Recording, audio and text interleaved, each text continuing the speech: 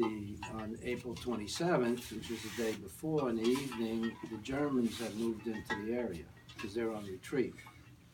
And they took up positions around the area. They set up a machine gun nest because there was a little railroad house, like a crossing, a gate crossing. Okay. My uncle's farm was the only building to this side of the railroad track from the main road on the other side. This is how the Germans did it, okay? And in Germany, every railroad crossing had a house. There was a family living in it.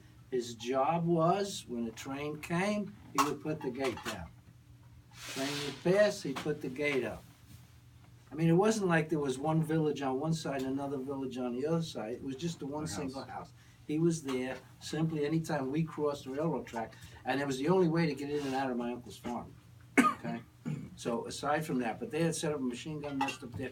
There was a German SS major that was in charge of the group. Okay? And I even have some maps that were put together by some of the German officers that were in that area. In 1947 they put it together, and it even lists the units and stuff like that, Volksgrenadier and different German units that were part of this, okay? But the officer was SS. The German soldiers, from my looking at them, they looked young to me, okay? They were probably about 16 years old at best. Yeah, but they can still kill you. Oh yeah, absolutely. And so anyhow, the major's sitting in there having breakfast in the kitchen. My mother just cooked it for him. He had his orderly serving him breakfast. We were asleep. We were actually refugees on my uncle's farm. Okay, we had moved out of Munich because the bombings got too hot. And we were living in a room up in the barn loft, and which was normally used like for hops. Okay, it was a hops barn. And the farm was in the shape of a horseshoe. Okay, the buildings. So you had the barns over here. We were upstairs. The main house was over here. And then there was a grist mill next to the farmhouse.